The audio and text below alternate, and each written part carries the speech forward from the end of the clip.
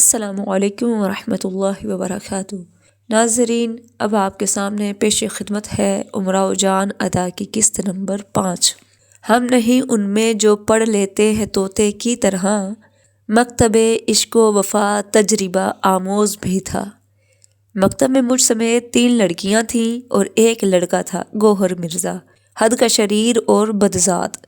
سب لڑکیوں کو چھیڑا کرتا تھا، کسی کو منہ چڑھا دیا، کسی کے چٹکی لے لی، اس کی چوٹی پکڑ کے کھینچ لی، اس کے کان دکھا دیے، 2 لڑکیوں کی چوٹی ایک میں جکڑ دی، کہیں قلم کی نوک توڑ ڈالی، کہیں کتاب پر دوات الٹ دی، غرض کہ اس کے مارے ناک میں دم تھا۔ لڑکیاں بھی خوب تھپیاتی تھیں اور مولوی صاحب بھی قرار واقعی سزا دیتے تھے، مگر اپنی آنی بانی سے نہ چوکتا تھا۔ سب سے بڑھ کے میری گت بناتا تھا، کیونکہ میں سب سے انیلی اور گیگلی سی تھی اور مولوی صاحب کے دباؤ میں بھی رہتی تھی۔ میں نے مولوی صاحب سے کہہ کے مار پٹوائی، مگر بغیرت کسی طرح باز نہ آیا۔ آخر میں بھی چگلیاں کھاتے کھاتے عاجز آ گئی۔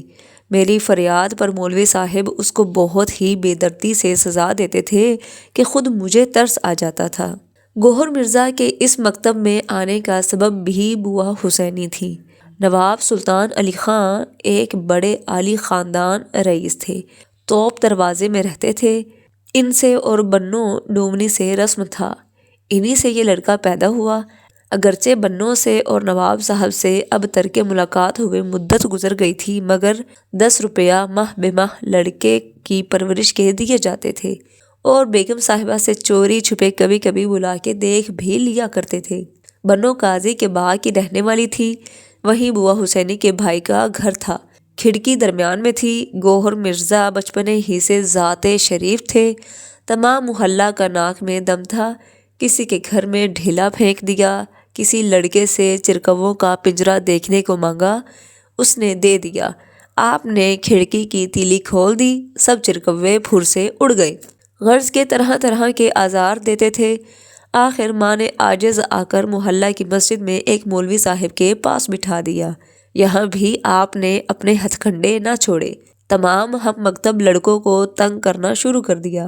اس کے کرتے میں مینڈک چھوڑ دیا، اس کی ٹوپی پھاڑ ڈالی، ایک لڑکی کی جوتی اٹھا کے کنویں میں ڈال دی۔ ایک دن مولوی صاحب نماز پڑھ رہے تھے، حضرت نے ان کا نیا چڑھواں جوتا حوض میں پہرا دیا۔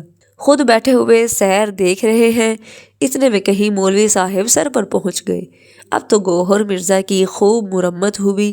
مولوی صاحب نے مارے تمانچوں کے منہ لال کر دیا اور کان پکڑے ہوئے بنوں کے گھر پر لے آئے۔ دروازے پر سے پکار کر کہا، لو صاحب اپنا لڑکا، ہم اسے نہ پڑھائیں گے۔ یہ کہہ کے مولوی صاحب تو ادھر گئے، گوہر مرزا مظلوم صورت بنائے ہوئے روتا ہوا گھر میں آیا۔ اس وقت اتفاق سے بوا حسینی بنوں سے بیٹھی ہوئی باتیں کر رہی تھی۔ لڑکے کا جو یہ حال دیکھا آپ کو بہت ہی ترس آیا۔ لڑکے کے کرتوتوں سے تو آگاہ نہیں، مولوی صاحب کو برا بھلا کہنے لگی۔ بوا حسینی، ہے مولوی کاہے کو موا کسائی ہے، لڑکے کا منہ مارے تمانچوں کے سجا دیا، اے لو کان بھی لہو لہان کر دیے۔ اے بی بی، ایسے مولوی سے کوئی نوج پڑھوائے، آخر ہمارے مولوی صاحب بھی تو پڑھاتے ہیں، کیسا چمکار کے دلار سے پڑھاتے ہیں۔ بنوں نے چھوٹتے ہی کہا، پھر بوا حسینی اس کو بلا سے اپنے مولوی صاحب ہی کے پاس لے جاؤ۔ بوا حسینی، لے تو جاؤں مگر دور بہت ہے۔ بنو، تمہارے بھائی کے ساتھ صبح کو بھجوا دیا کروں گی، شام کو بلا لیا کروں گی۔ بوا حسینی، اچھا تو بھجوا دیا کرو۔ مولوی صاحب سے کچھ پوچھنا نہ تھا، اس لیے بوا حسینی کو اپنی حسن خدمت پر پورا بھروسہ تھا، جانتی تھی کہ مولوی صاحب انکار تو کریں گے نہیں۔ دوسرے دن علی بخش، بوا حسینی کے بھائی کا نام تھا، گوہر مرزا کو ساتھ لیے مٹھائی کا خوان سر پر رکھے بوا حسینی کے پاس پہنچے۔ بوا حسینی نے خوشی خوشی مٹھائی تقسیم کی، لڑکے کو مولوی صاحب کے پاس بٹھا دیا۔ گوہر مرزا سب سے زیادہ مجھی کو ستاتا تھا، دن رات داد بداد کا غل رہتا تھا۔ مولوی صاحب نے اس کو بہت مارا، مگر اس نے مجھے ستانا نہ چھوڑا۔ اسی طرح کئی برس گزر گئے، آخر میرے اس کے درمیان صلح ہو گئی، یا یوں کہیے کہ میں اس کے ستانے کی خوگر ہو گئی۔ گوہر مرزا کے اور میرے سن میں کچھ ہی فرق ہوگا، شاید وہ مجھ سے 2-1 سال بڑا ہو۔ جس زمانے کا حال لکھ رہی ہوں میرا سن کوئی 13 برس کا ہوگا اور گوہر مرزا کو 14واں-15واں سال تھا۔ گوہر مرزا کے ستانے سے اب مجھ کو مزہ آنے لگا۔ اس کی آواز بہت اچھی تھی، ڈومنی کا لڑکا تھا، قدرتی لیدار، بتانے میں مشاق بوٹی بوٹی پھڑکتی تھی۔ ادھر میں لے سر سے آگاہ۔ جب مولوی صاحب مکتب میں نہ ہوتے تھے خوب جلسے ہوتے تھے، کبھی میں گانے لگی وہ بتانے لگا، کبھی وہ گا رہا ہے میں تال دے رہی ہوں۔ گوہر مرزا کی آواز پر اور رنڈیاں بھی فریفتہ تھی۔ ہر ایک کمرے میں بلایا جاتا تھا۔ اس کے ساتھ میرا جانا بھی ایک ضروری بات تھی، کیونکہ بغیر میری اس کی سنگت کے لطف نہ آتا تھا۔ سب سے زیادہ امیر جان اس کے گانے پر غش تھی۔ مرزا صاحب آپ کو تو امیر جان یاد ہوں گی؟ رسوا: یاد ہے، کہے جاؤ۔ امیر جان کا وہ زمانہ جب مفت تخر الدولہ بہادر کی ملازم تھی۔ اللہ رے جوبن کے ٹھاٹھ، وہ اٹھتی ہوئی جوانی، کھلتی کھلتی وہ چمپئی رنگت، بھولی بھولی وہ موہنی صورت، بانکی بانکی ادائیں ہوشربا، ترچھی ترچھی نگاہیں قہر خدا، بوٹا سا قد، چھریرا بدن، نازک نازک ہاتھ پاؤں۔ رسوا: اب تو میں نے جب ان کو دیکھا ہے الگنی پر ڈالنے کے لائق تھی، ایسی بری صورت ہو گئی تھی کہ دیکھا نہیں جاتا تھا۔ امراؤ: کہاں دیکھا تھا؟ رسوا: انہی کے گھر میں دیکھا تھا جن کے کمرے کے سامنے شاہ صاحب گیروے کپڑے پہنے 1000 دانے کی تسبیح ہاتھ میں لیے کھڑے رہتے تھے۔ ادھر سے جو نکلتا تھا اسی کو سلام کر لیتے تھے، کبھی کسی سے سوال نہیں کرتے تھے۔ امراؤ: سمجھ گئی، وہ شاہ صاحب ان کے عاشقوں میں تھے۔ رسوا: جی ہاں، کیا میں نہیں جانتا؟ امراؤ: اچھا تو آپ وہیں رہتے ہیں؟ رسوا: ان کی مصاحبت میں ہوں۔ امراؤ: اور ان کا حال کیا ہے؟ رسوا: وہ ایک حکیم صاحب پر مرتی ہیں۔ امراؤ: کون حکیم صاحب؟ رسوا: آپ نہیں جانتی، نام بھی بتا دوں گا تب بھی آپ نہ سمجھیں گی، پھر کیا فائدہ؟ امراؤ: خیر کچھ بتا دیجئے، میں سمجھ جاؤں گی۔ رسوا: وہ نخاس۔ امراؤ: خوب جانتی ہوں، یہی امیر جان اس زمانے میں ایسی تھیں کہ لوگ ان کو ایک نظر دیکھنے کی آرزو رکھتے تھے۔ مزاج میں وہ تمکنت تھی کہ ایسے ویسوں کا تو ذکر ہی کیا ہے، اچھے اچھوں کی دعا قبول نہ ہوتی تھی۔ ٹھاٹھ بھی ایسے ہی تھے، 4 مہریاں ساتھ، ایک گڑگڑی لیے ہے، ایک کے ہاتھ میں پنکھیا ہے، ایک لٹیا لیے، ایک کے پاس خاص دان ہے، خدمت گار وردیاں پہنے سواری کے ساتھ دوڑتے جاتے ہیں۔ امیر جان گوہر مرزا کے گانے پر غش تھی، خود گانا وانا جانتی نہ تھی مگر گانا سننے کا بڑا شوق تھا۔ گوہر مرزا بچپنے ہی سے رنڈیوں کا کھلونا تھا، ہر ایک اس پر دم دیتی تھی۔ صورت شکل بھی پیار کرنے کے قابل تھی، رنگ تو کسی قدر سانولا تھا مگر ناک نقشہ قیامت کا پایا تھا۔ اس پر نمک اور جامہ زیبی، شوخی شرارت، کوئی بات؟ رسوا: کیوں نہ ہو، کس ماں کا بیٹا تھا؟ امراؤ: آہا، تو کیا آپ نے بنوں کو دیکھا تھا؟ رسوا مسکراتے ہوئے: جی ہاں، آپ یہی قیاس کر لیجئے۔ امراؤ: مرزا صاحب آپ کے مذاق بھی کیا در پردہ ہوتے ہیں۔ رسوا: خیر آپ نے تو پردہ فاش کر دیا۔ امراؤ: تو اچھا، اب تھوڑی دیر مذاق ہی رہے، میری سرگزشت کو آگ لگائیے۔ رسوا: مذاق کے لیے شب بھر باقی ہے، آپ اپنا قصہ کہیے۔ امراؤ: دیکھیے دوسری ہوئی، اچھا سنیے۔ صبح سے 10-11 بجے تک تو مولوی صاحب کے پاس سے کس کی مجال تھی کہ دم بھر کے لیے کہیں کھسک جائے۔ اس کے بعد مولوی صاحب خاصا کھانے کے لیے جاتے تھے، اس وقت ہم کو فرصت ملتی تھی۔ پھر ایک ایک کمرہ ہے اور ہم ہیں، آج امیر جان کے پاس، کل جعفری کے کمرے میں، پرسوں ببن کے یہاں، پھر جہاں جاؤ خاطر مدارت، میوہ، مٹھائیاں، حقہ، پان۔ رسوا: آپ بچپن ہی سے حقہ پیتی ہیں؟ امراؤ: جی ہاں، گوہر مرزا کی دیکھا دیکھی مجھے بھی ہوس ہوئی تھی، شوقیہ پیتی تھی، پھر تو نگوڑی لت ہو گئی۔ رسوا: گوہر مرزا صاحب تو چنڈو بھی پیتے تھے، عجب نہیں آپ نے اس میں بھی ان کی ہوس کی ہو۔ امراؤ: خدا نے اس سے تو آج تک بچایا، مگر ہاں افیون کی قسم نہیں کھاتی، وہ بھی اب شروع کی ہے۔ کربلائے معلیٰ سے آنے کے بعد نزلے کی شدت ہوئی، آئے دن زکام رہتا تھا، حکیم صاحب نے کہا افیون کھاؤ، کھانے لگی۔ رسوا: اور وہ چیز نزلے کی روکنے والی؟ امراؤ: اب اس کا ذکر نہ کیجیے۔ رسوا: کیا تائب ہو گئی؟ امراؤ: مدت سے۔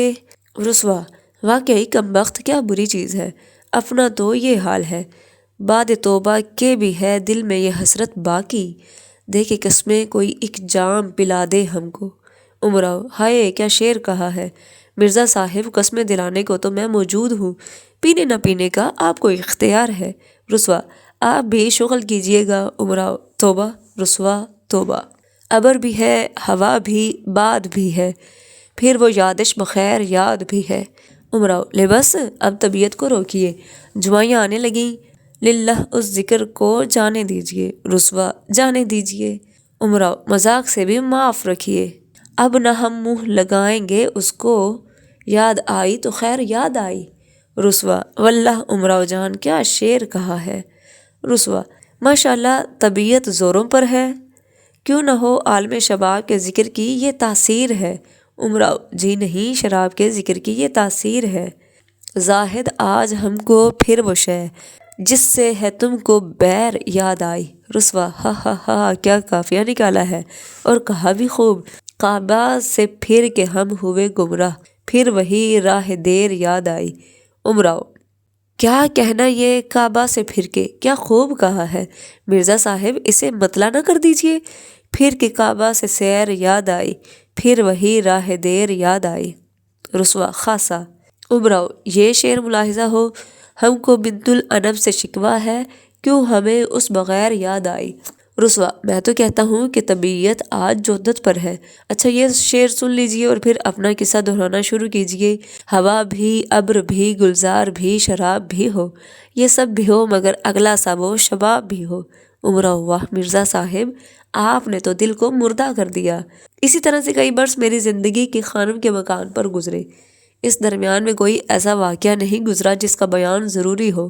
ہاں خوب یاد آیا، بسم اللہ کی مسی بڑے دھوم سے ہوئی، میری آنکھوں کے دیکھتے شاہی سے لے کر اب تک پھر ویسی مسی نہیں ہوئی۔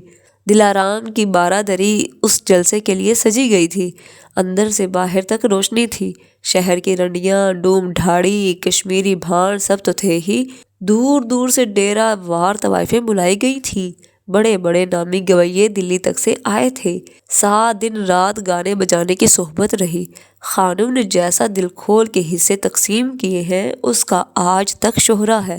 بسم اللہ خانم کی اکلوتی لڑکی تھی، جو کچھ نہ ہوتا کم تھا۔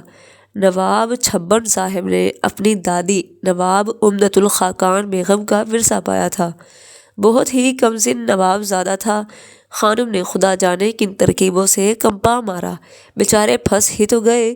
25-30 ہزار روپے نواب صاحب کے اس جلسے میں خرچ ہوئے، اس کے بعد بسم اللہ نواب صاحب کی ملازم ہو گئی، دم ہوش چاہتے تھے۔